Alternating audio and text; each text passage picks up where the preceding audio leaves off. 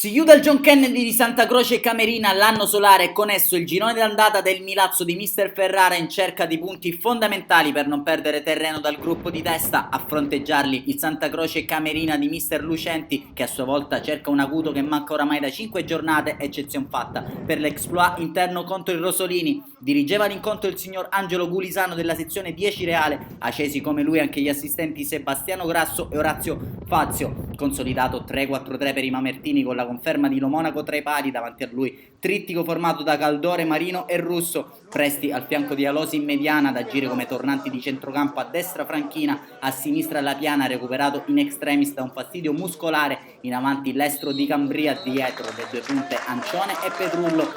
Tre lunghezze separano in classifica le due formazioni, a quota 23 il Milazzo, a quota 20 invece il Santa Croce.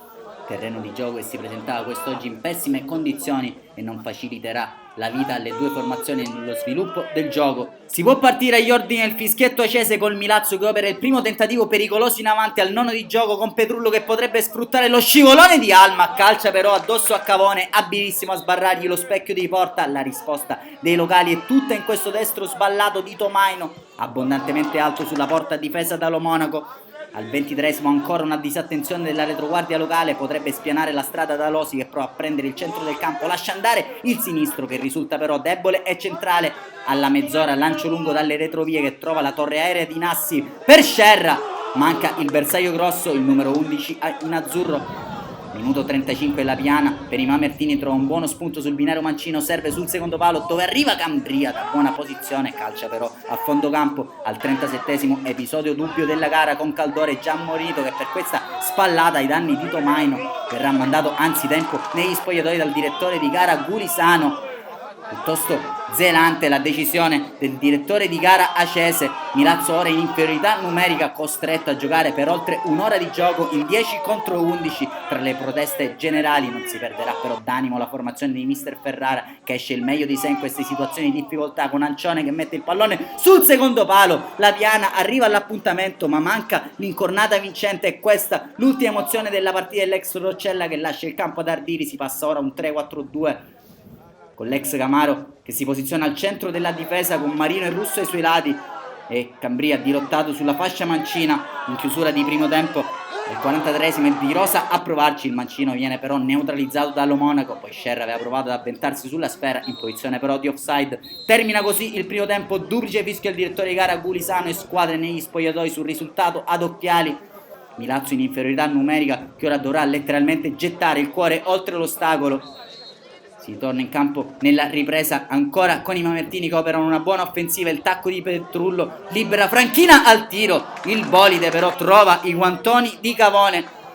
La prima vera occasione però il Santa Croce potrebbe fare male con questo tiro cross da parte di Ash, sul quale non arriva nessuno, è solo il preludio al gol dei locali con Di Rosa che lascia sul posto il diretto marcatore Marino, prende il fondo del campo, pallone a rimorchio per Leone, troppo facile per il fantasista dei Camerini gonfiare la rete alle spalle di Lo Monaco. Vantaggio del Santa Croce quando siamo al minuto 54, firmato dal solito Ciccio Leone e dal suo mancino Fatato, sul quale nulla ha potuto in questa occasione il neo arrivato in casa Milazzo Antonio Lo Monaco. Si fa durissimo ora per gli ospiti che provano a gettare nella mischia Piccolo e Pino rispettivamente per Ancione e Presti.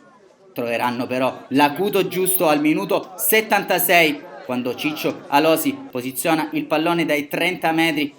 La sua solita pennellata riesce a trovare l'inserimento di Franchina sul secondo palo, in volée il tiro grosso, trova Marino sulla linea di porta. Il Milazzo non muore mai, fa 1-1. Franchina per Marino che a pochi centimetri dalla linea di porta ha gonfiato la rete per il pareggio degli ospiti. Insperato, arrivato a questo punto in inferiorità numerica, in 10 contro 11 hanno trovato il gol che potrebbe valere tantissimo quest'oggi. Altro cambio con Ducuré che prende il posto di Cambria. Il Santa Croce si riversa in avanti in questo finale con Leone che prova a inventare e premia l'inserimento di Scerra in profondità, ipnotizzato però da Lo Monaco. 2 minuti più tardi ci proverà allora Di Rosa che salta a Ducuré, mette il pallone sul secondo palo, Nassi non arriva per questione di centimetri. Altro cambio al minuto 85 con un acciaccato Petrullo che lascia il posto ad Antonuccio, difende con le unghie e con i denti il risultato. Ora la formazione mamertina.